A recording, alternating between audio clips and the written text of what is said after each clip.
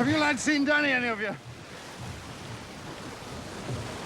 Look, I asked you a question. Have you seen Danny? He was in your boat for sure. Not with us, Fitzallen. You better go ask Captain Barry.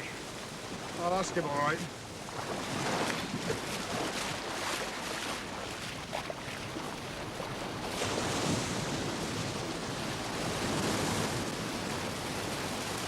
To my sister Elizabeth, our mother's locket, which I know she will treasure. And to my brother James, the pick of any sextant in my stall, to be suitably engraved. Signed this day of our Lord, September the 12th, 1880. But there is a codicil. Mr. Oneding added this codicil to take into account the Married Women's Property Act. Where are we? Get on with it, man. James. Well, picking it over. The codicil reads, having passed over the property in a estate known as Telford Grange to my dear wife Sarah, under the provisions of the Married Women's Property Act of 1882, and having made due financial provision for her future by separate covenant, I now bequeath the department store to my son Samuel, who shall also enjoy my other remaining property as if it were his own, but only providing that the aforementioned department store remains under his management and under the joint name of Robert Onedin and Son. Should these conditions cease to be observed either now or at some future date, then all properties revert to my wife Sarah for the whole of her natural life.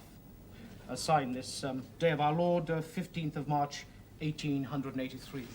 Cunning, crafty devil. Well, I think that is all for the present.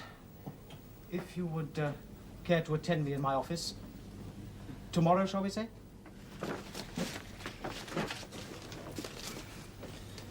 Tomorrow? Mr. Andrews, that last part.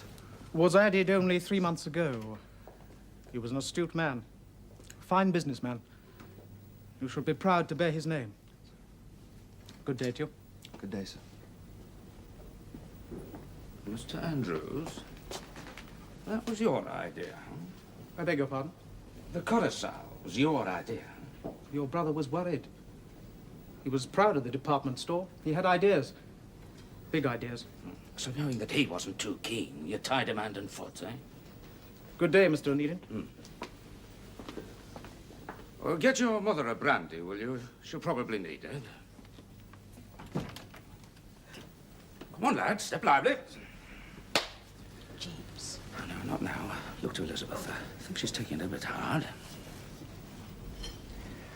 Well, Sarah, that's that then, eh? Shut and finished. Worst part's over now. You, perhaps. Oh, lass, it'll do no good mithering over him. He's gone. Oh, come on, lass, he wouldn't want to see you like this. Got to pick up the pieces. Now, you've no money worries. He's left you well provided for. You're secure. You don't understand, James. Just one little bone. It's as though I killed him. Look, it could have happened to anybody. It was an accident. Lying on the floor there, trying to breathe. Stop it, Sarah. Now, you're going to have to look to Samuel. He's the one that will need you now. Samuel. Yes. I never wanted him tied that way. You'll not need to convince me. But you'll have to look to him. There'll be storm clouds there, eh? I can't think properly, not now. I woke up this morning and he wasn't there. I know you and he didn't always see eye to eye, but he was a fair man. A good man. And I miss him. On your way. Aye, up! Get up! Captain Barry!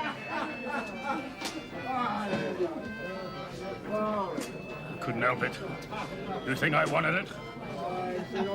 I give warning enough. You heard me. He was your friend. You could have looked to him, Mr. Fitzallen, so don't blame me. You let him go down. Him as could swim like an otter. You let him drown. You hold your noise, mister. You're in it with me, Fitzallen. You're a mate. You knew what was going to be. What were you paid for?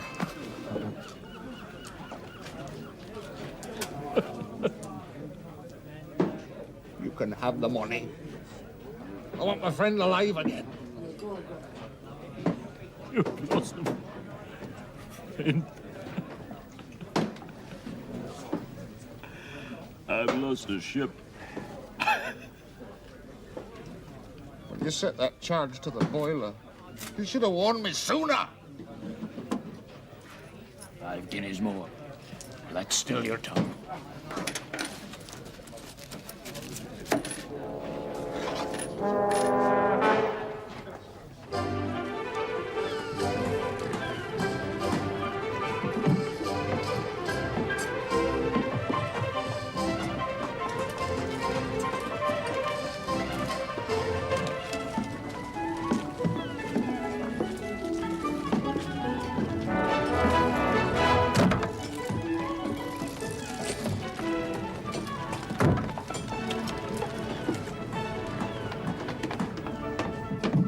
I ask you aboard, sir? Captain Baines, I presume. I am, sir. Well, I have some private business with Mr. O'Needian. My name is Buxton. O'Needian knows me. you're the representative of the salvage people. Not our line of country, sir. I'll lay a small wager that he and I are doing business within the hour. I'd not bet on that, Mr. Buxton. Well, I thought we'd got rid of each other. Indeed. All right, Captain, thank you. Well? Well, Mr. O'Needian, I think you'd say you were fairly treated over the matter of the Neptune. I'd say the insurers did what they had to do. Oh, come now. You were happy enough. Well, what do they want? Well, they have a problem. And they came to me. Mentioned your name. O'Needian, there was a favor done. Oh. Well? It's the Indian Queen. She went down with a cargo of copper sheets, a lot of it. It's not my line, Mr. Buxton, sorry. Not to lift it, just to check it. Now, the man who bought and insured this cargo is known to my principals. That's why they're on it so soon. I assume this is between us two. Well, he's a businessman. His name is Lillie. He had a factory making iron pipes, all sorts. 5 years ago, that was burned down. He was a rich man. Then he was burgled, lost £15,000 worth of silver, so he said. Did they pay you? Of course they did. And now, it's the Indian Queen. Comes in threes. Trouble. My principals are not prepared to accept the loss. Not without checking first. Well, an overinsured cargo in an overinsured ship. It's been done before. Will you help me? Well, let's ask some questions. Usual percentage of the cargo? Well, I'll try and keep it as reasonable as possible. And discreet. I'll try. You're a pleasure to do business with. Captain's name is Barry. Aye. Very old man, I believe. You'll find his name on some of these manifests and bills of lading. Of course, your principals face quite a high bill if this is square and above board. Oh, and I will need to hire a diver. Well, I didn't expect you to swim down yourself. There is one other thing. This man, Lillie, is a client of a Liverpool banker, name of Beaumont. He might be of use to you. I'm sure that Samuel thinks that I made Robert put that final clause in the will. But Robert did it for his own good. Robert always knew best, you see. Letty, Mrs. McGarhy is here and she says she must speak with you. Doctor asked her to come in. You sit there. You drink your tea and welcome. Oh, Mrs. McGarhy, do come in. I'll not take your time up, missus. Not for long, anyway. Excuse me. Sarah, this is Mrs. McGarhy. She helps me with the sack mending. In fact, she's my right arm. And likely it'll get cut off the way things are going down there. You've not been coming down much. Through being so busy up here, no doubt. I have been busy, yes. Well, we've not been down there. There's not enough work for a girl to carry on, and you with 30 women set on and no work to speak of. The last order, I mean... 10 days back. Done with. Nothing new. And us sitting there with idle hands. Well, I'm telling you, missus, we've got to talking, and we know the situation. We've seen it all before, and never a doubt we'll see it all again. We're sorry for you, but on your way. We've heard it all before. We're not taking charity, we know that. But you've not brought us in the work, and we're not fit to go out begging for it. No, should you, Mrs. McGarhy? Aye, that's what I say. Well? I'll do something, what I can. Lay some off, missus. There's 2 or 3 already been stirring the pot down there. Idle hands, and that means trouble. And if you don't bring us in the work, then we shall be at each other's throats, and yours too, like as not. Are you threatening me, Mrs. McGahey? I'm telling you, we're only earning when we're working.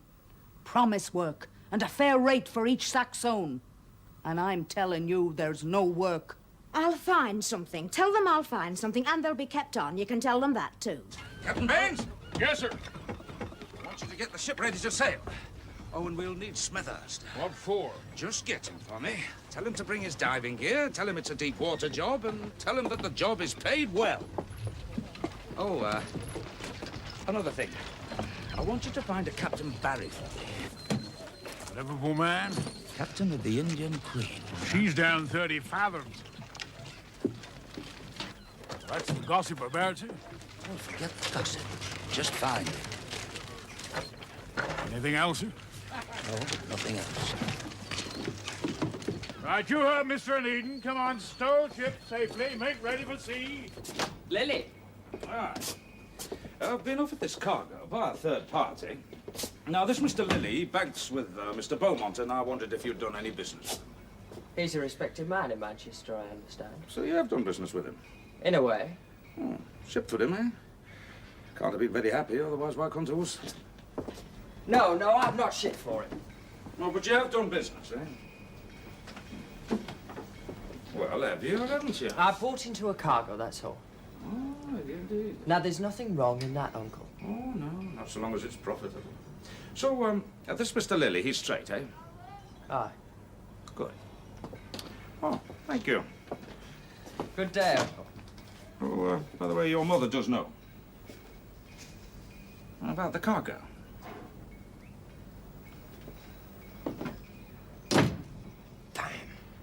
Hey, she come here with me! Sit down. Quiet. Quiet, the 2 of you. You'll both be out.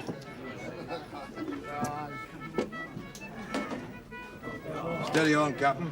There's all afternoon and all night to go yet. Mind your own, mister. Bring me to the bottle.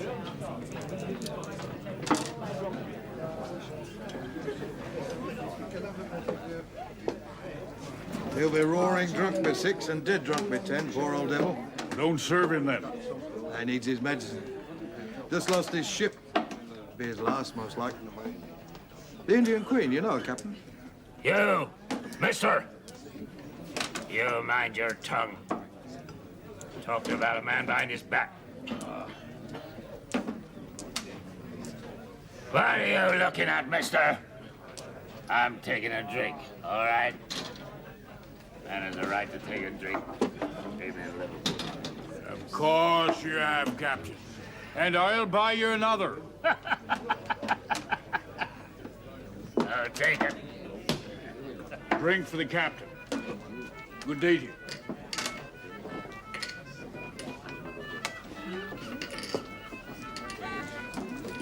What did he want? I don't know. What do you want? A drink?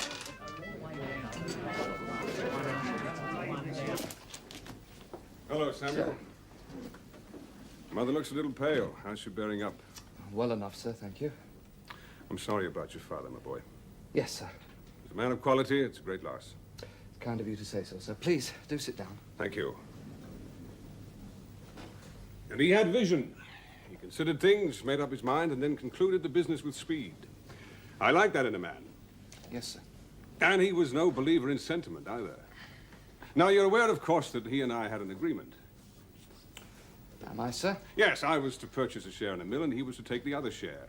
Now, the store will benefit handsomely from the arrangement. Yes, would have benefited, sir. I'm sorry? Had the papers actually been signed? Well, I've signed my part. To purchase the mill, yes, I understand that, but my father did not sign his part. Yes, but your father... Yes, but my father's dead, sir. And death changes a number of things. You see, I cannot be held to personal agreements made between my father and yourself. Well, then you've a lot to learn, Samuel. The agreement was good for both parties. The profit was fair. Well, damn it, I've already purchased the mill. Then I trust it brings you profit, sir. You've inherited something more than his department store. He's bequeathed you his direct manor, too. Yes, I'm not a child, Sir Daniel. We both knew my father. Yes. Well, then, it seems we've reached an impasse. I could perhaps help you out of your difficulty. Could you, Samuel? Yes. I intend to retail through the postal trade. Advertise goods for sale in leading magazines and newspapers. It works in America. And we now have an excellent postal system for parcels, far better than theirs. You see, in America, huge catalogues go out from the stores in New York and Boston and so on, right across the country. And people buy New York goods as far away as California. Well, I intend to do the same through catalogues such as this. And you can help me out. Your mills can provide cotton sheeting. Now, Mrs. Anedin has women working for her at the moment. 30, I think, at the present time. And she needs work for those women. They'll make up your cotton into sheets and pillowcases and so on, and I'll advertise them with the slogan, direct from the warehouse. Yes, but does Letty know of this? No, not yet, but can you supply? Oh, yes, yes, yes. My prices, of course. Well, I'm not so sure about that. Then I'll go elsewhere, sir. You're a cool customer for one so young. I think you'll find these prices to your satisfaction, my boy. Not asleep yet, Samuel. You see, your printer happens to be a member of my club. Good morning.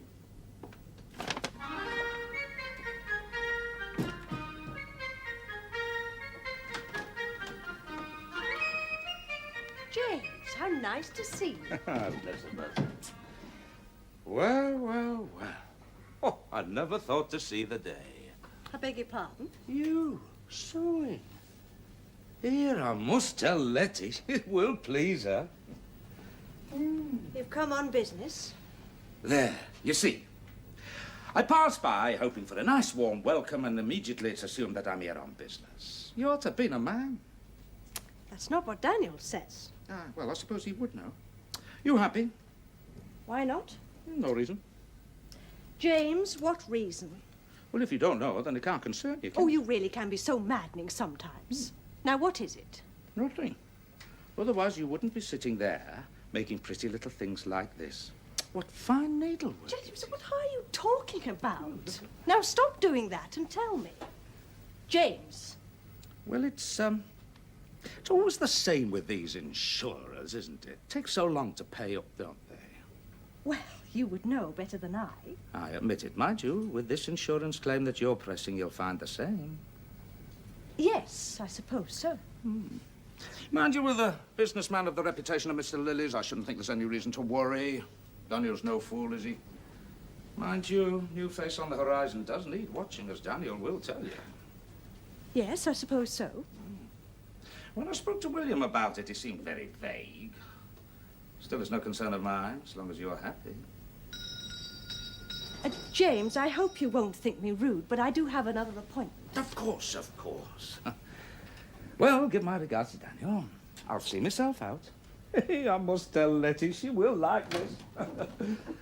Mr. Dunwoody. Mr. O'Neil. Lady Elizabeth, I've some papers Not for you now, to sign. not now, Dunwoody. What of my son and Mr. Lillie? Tell me all you know. Oh, dear, I only confirmed this morning. Master William bought into part of the cargo of a ship. Oh, sheet metal it was. It went down. Well, you may recall the Indian Queen went down 2 or 3 nights back. The ship and cargo lost. Bought? With what? Well, you did agree he should have a certain number of checks for the day-to-day expenses of the office, I suppose. Indeed, I now know he used one of them. Without your knowledge? At the time, yes, madam. You landed that lad in trouble, sir. He's too big for his boots by half, that lad. Still, I expect Sister Elizabeth will cut him down to size, eh? Now, did you find Smethurst? He's on board, sir. Ah. And Barry? Oh, he hardly moves, sir. He's drinking himself stupid. Hello there, Jacko. Fit, are you? I'm fit enough, yeah. Captain Baines here doesn't seem overjoyed to have me aboard. If you was meant to swim beneath the sea, the good Lord would have given you gills. Now, have you got everything you need? Yes. Some say it's the Indian Queen we're to be looking for. Is that right? You said a quick return, Josiah. Well, so it would have been if the cargo hadn't gone to the bottom of the sea. Don't worry. Once the insurers pay, you'll see your capital back. Which will take time. You said as much. Look, I can't possibly afford to pay it from my own pocket. Why should you? I wasn't supposed to use a company check for such a purpose. Then, my friend, there is little you can do but admit that you were in error. I'm sorry, William, but you must learn to walk before you can run. Now, as you were saying, Eden was questioning you about Mr. Lillie. Yes, my uncle's been asked to carry a cargo for him, that's all. The devil he has. Mr. Lillie said nothing of it to me. Perhaps he felt it wouldn't interest you. But why is he asking Eden to carry for him? Why not you? After all, it would be small recompense for your loss. That is to say, your temporary loss. Yes. Yes, it does seem strange. Find out, William. Use your family connections. Someone will know. My uncle plays a close game. I want to know. If you find anything, I'll be at the club tonight. You best come along and see me there. I'm dining with Mr. Lillie, and I want to know where I stand. Find out. There you are, Captain.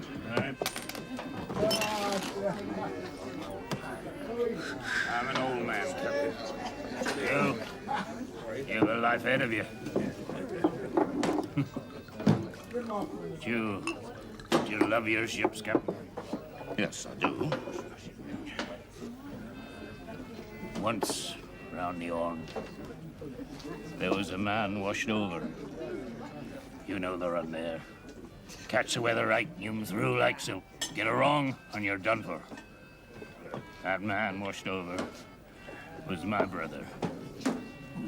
Now I'm washed ashore on the beach, finished.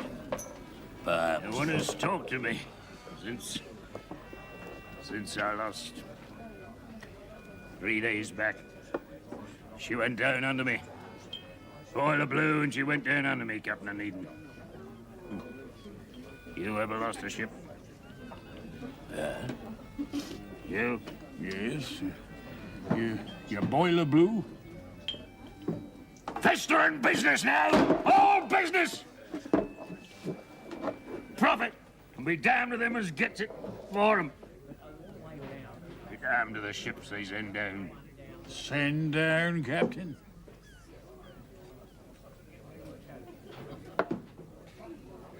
They don't think of they. They don't see what you and I see to 'em. When they leans to the weather, half acre of sail tight as drums in the wind. Water under the bow isn't past. Do they see that? You see it, I do, he does. Not them. They sees crabbed writing in a ledger. Profit, loss. How far off were you when you went down, Captain?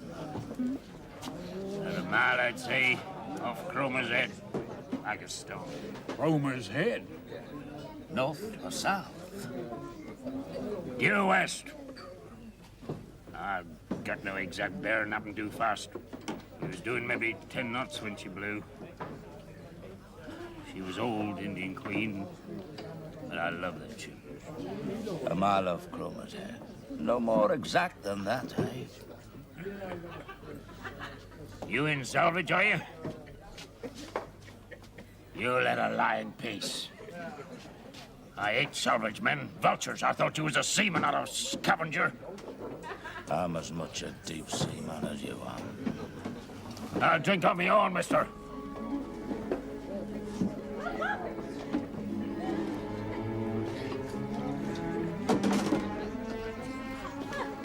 Only ship I ever lost.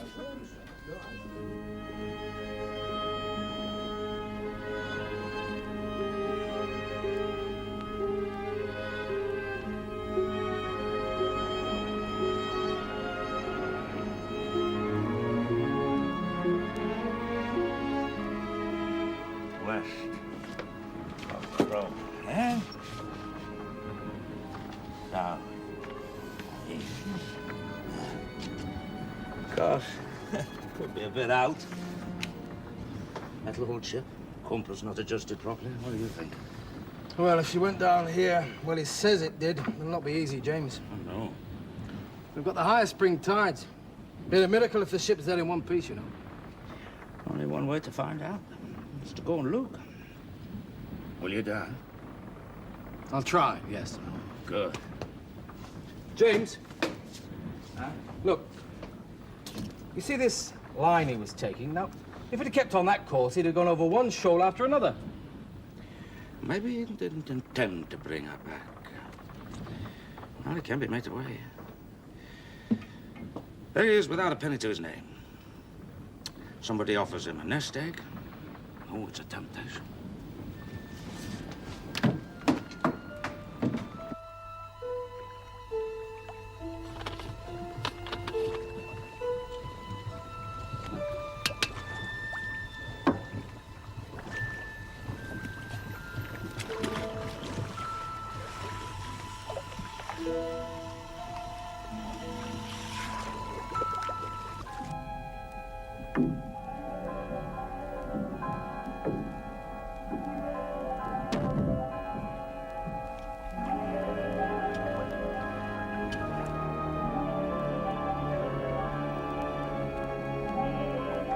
How long's he going to be?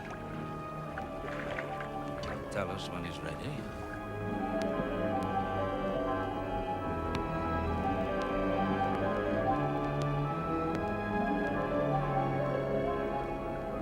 Our money. You knew that when you were given those signed checks. You knew what they were for. Day-to-day affairs of the office. You knew that and you used it dishonestly. You bought a cargo.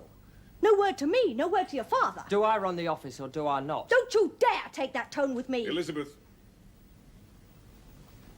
What was the cargo, William? Copper sheet. For a quick return, Yes. for your pocket. Well, at least you have the grace not to deny it. Well, why should I? It was my risk, my judgment. And company money. It will be paid back. Always providing the insurers will pay up. Well, Mr. Beaumont assures me they will. It might take a little time, that's all. Mr. Beaumont may have assets to cover his losses. You have nothing. Have you been to the exchange today, William? No. No. Well, this morning there was a whisper that the Indian Queen was being investigated. The Salvage Association had been called in to check. Now, you had James and Eden in your office this morning. He was here too, Daniel, but he said nothing. Now, one of his ships sailed this afternoon. It was carrying a diver. Now, what do you think, William?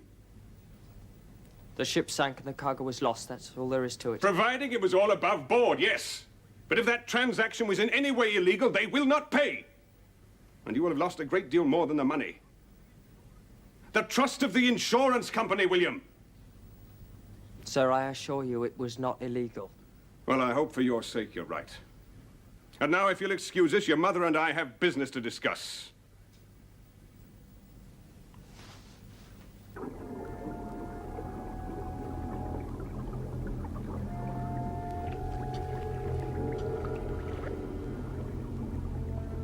Right. Hold him up. Don't stop pumping!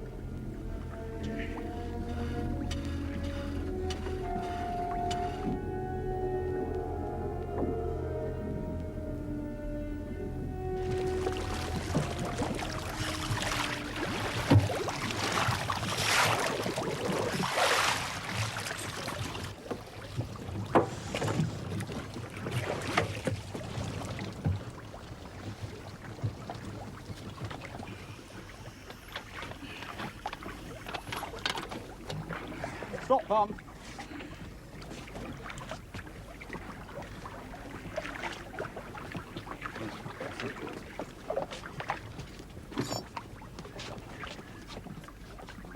James, there's nothing down there.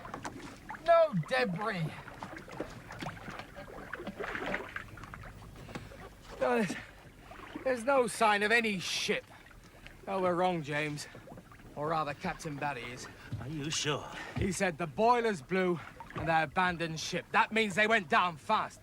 Now, there'll be signs on the seabed, things scattered about, but there's nothing. Nothing at all. Oh, he's lying. Damn. I'll be asking Captain Barry a question or two when we get ashore, and he'll tell me, old man or no.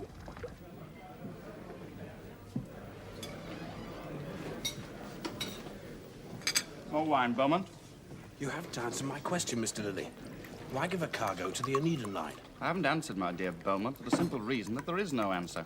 I don't understand. There is no cargo for this Oneida. Never was, and there never will be. Why did he suggest there was? I'm afraid I've no idea. Is he drumming up work? Perhaps heard I was doing some shipping. It's happened. Or fool him. He's no fool, I can assure you. He's dangerous to cross. As I am, Mr. Beaumont. Well, you best find out. You have the contacts.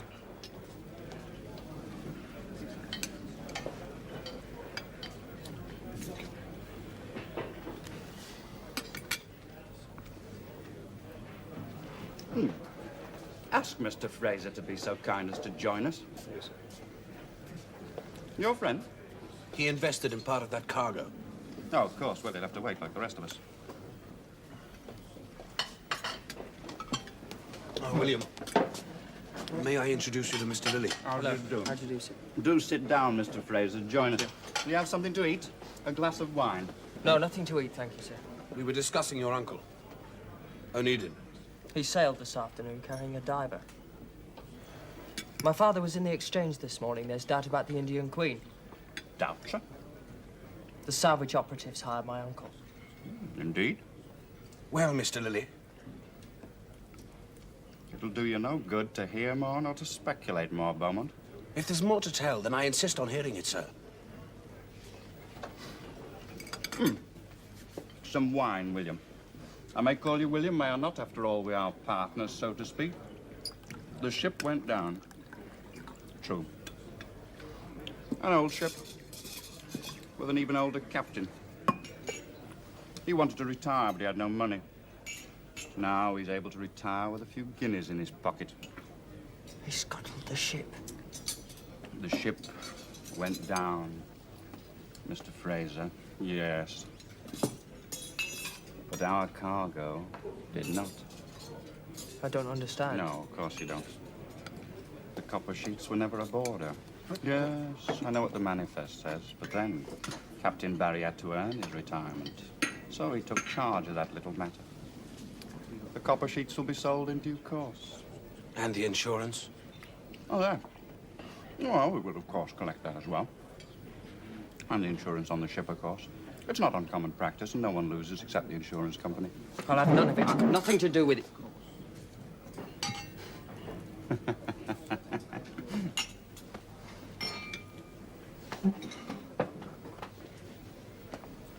Should you breathe a word, my young friend, you'll find you're tied to me hook, line, and sinker. I've your name to papers, bills of lading, and a Frazer check. You're in with me. So are you, Beaumont. Up to your necks. I'm sorry, William. But come, friends, why the long faces? You'll make money, we all will. So drink up and enjoy the night. And if O'Needin finds anything? He'll find nothing. The crew have gone, and now the captain's gone. There's no one to ask. There's nothing to find. Of course, you could talk to your uncle. Persuade him to let sleeping ships lie. Aye, why not talk to him, William? Point out the little difficulty. For be assured, boy, I have you by the throat. James, I want to talk about it. And I don't. Anyway, now's not the time, Letty.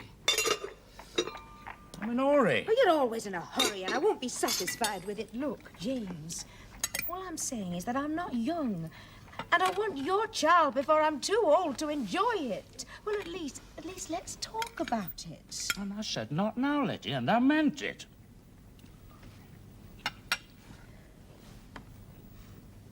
Oh, look. We're happy as we are. In other words, my interests don't concern you. You want everything your way. Letty. I thought you said you were in a hurry. Well, don't let me keep you. I'm sure you've got more important business. I'm meeting a Mr. Buxton. Tell him I'll meet him on board the ship.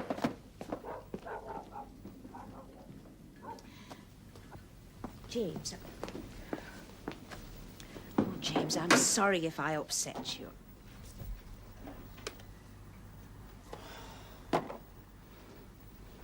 Letty. Give it time, eh? Just... well, not yet. Father, there's a man that insists on seeing you.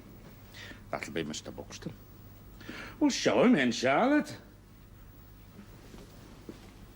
Who the devil are you? Oh, I'm sorry to barge in on you like this, sir. Oh, Mum, you'll forgive me. You don't mind, sir? I do mind. What do you want? Well, what would you say if I was to tell you I was the first mate on the Indian Queen? Letty, if you'll excuse us, please. Go on. And if I was to tell you you're wasting your time by listening to Captain Barry, who's only after telling fairy stories to cover himself, what would you say to that? I'd say you was wasting your time, because I know that already. Well, then, so let me tell you this, then. I had a mate went down with that ship. Danny. Good mate to me and a cousin. Him with a wife and kids back in Crookhaven. And him dead because that loin captain tells me we'd be safe and sound. You mean Captain Barry? Aye. Did he scuttle her? Well, not say a word of that, mister. You're salvaging her. I want Danny off me conscience.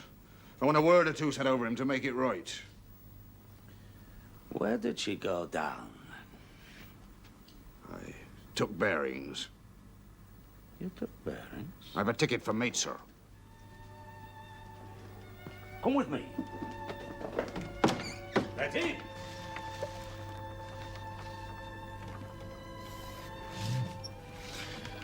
So that's where she lies, right on the edge of that deep. It's not a good place to dive, James. With these high springs, there'd be a strong current running. Well, best go now while there's still time. What do you mean? We'll have to high tide tomorrow, so I'll not go down. That current could sweep me into the deep. Captain Baines, make ready, then. You won't be needing me along if you just put this over the side when you come to the spot, please. You'll be staying with us. Thank you very much, Baines. Uncle James? Uncle James? Uncle James, I have to talk to you. No time, I'm sorry. It's about the Indian Queen, Uncle. No, I'm sorry. We're leaving. Supposing you find out she was Scotland. If I find that, I'll tell the insurers. They hired me. They get what they paid for. Uncle James, listen. No, you listen to me. Now, listen, scuttling a ship is a crime. Not just legality, not just the law, but a crime of the sea. Now, it matters to Captain Baines. It matters to me. It matters to any man on board the ship who calls himself a sailor. Now, if you will excuse me. Baines, are we set?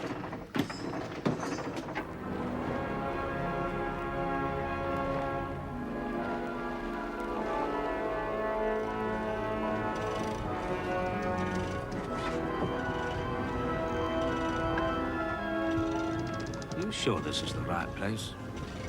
As far as I can tell. When the boiler went up, there was a bit of a panic, to tell the truth. I'm sure there was.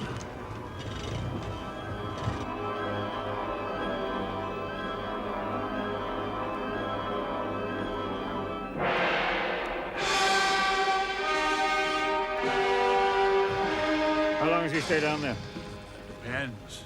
I don't like it, to tell the truth. He can come out wrung out. A rag. It's a dangerous game. Hey, you there!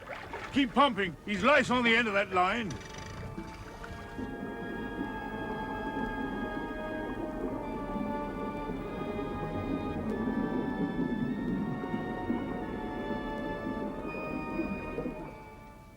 Charlotte, your father's warned you. He doesn't want you to go on seeing William. Well, he doesn't care what I want. He just thinks about himself. He's your father. I wish you'd speak to him, Letty. Well, why shouldn't I see William? You know as well as I do why not. Your father says you're not to marry him, and there's an end to it. Oh, Letty, you're no help at all. Charlotte!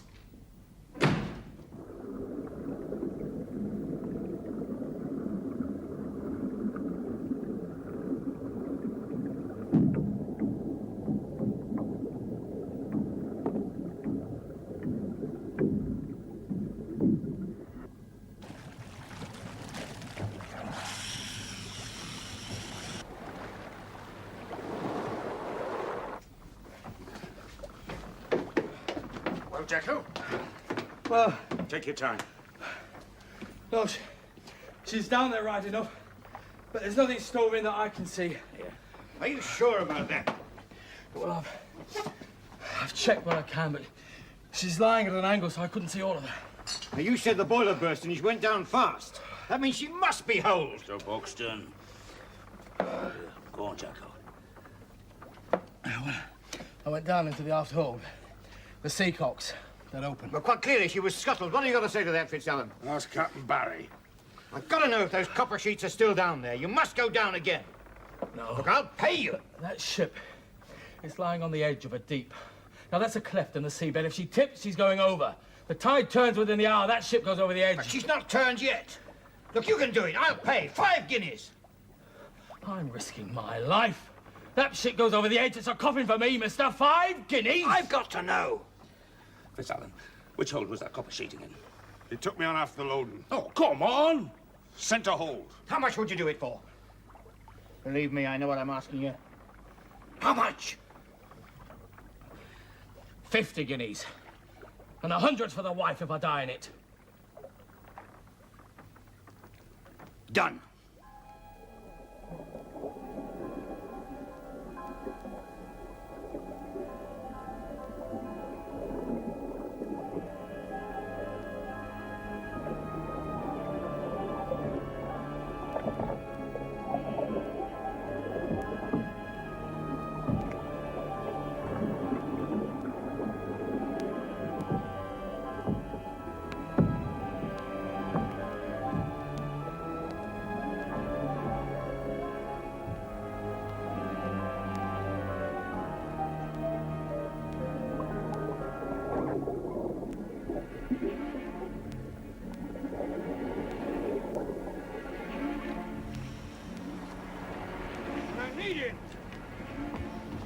He's only just got down. Look, he's an experienced diver, and he's risking his neck for you. He agreed to go down there into the hold. Well, time is running out. I've got to know. Right.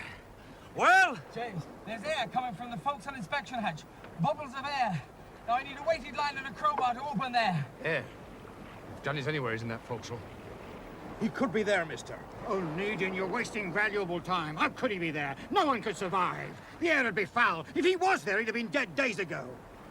Smethurst, we agreed to come out here to find out if that cargo was aboard. If it's a big pocket of air, there could be a chance. I mean, that ship that went down in the Clyde recently. There were men alive inside her for days. I can't serve 2 masters, James. Captain Baines, how long before that tide turns? 10 minutes, no more. But I can't do both, James. Now, what's it to be? Go for the forecastle. Right, screw up my plate. And James, when I pull on that line, you pull me up fast. You're making a mistake, O'Needin. Not while there's a chance of saving a man's life. Not. Pump!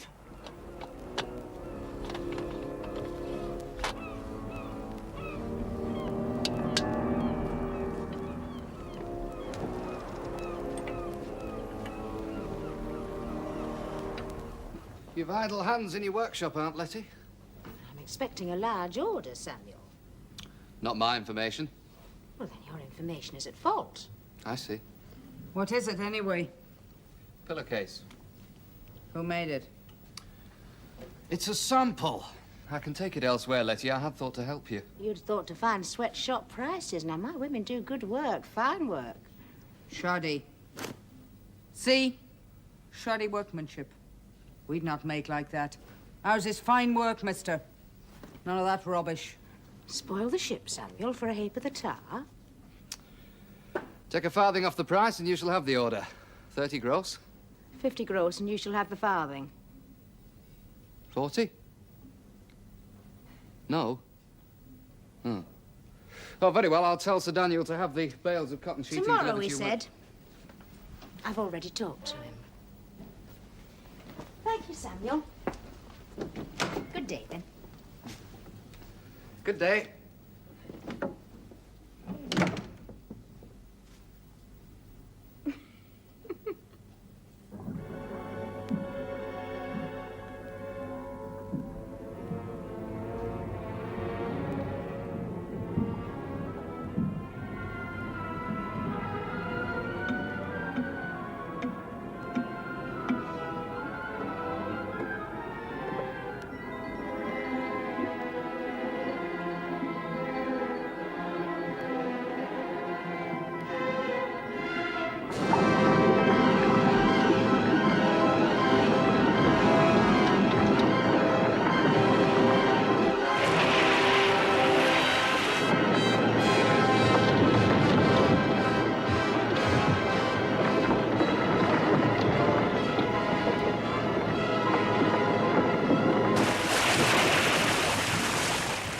Gone.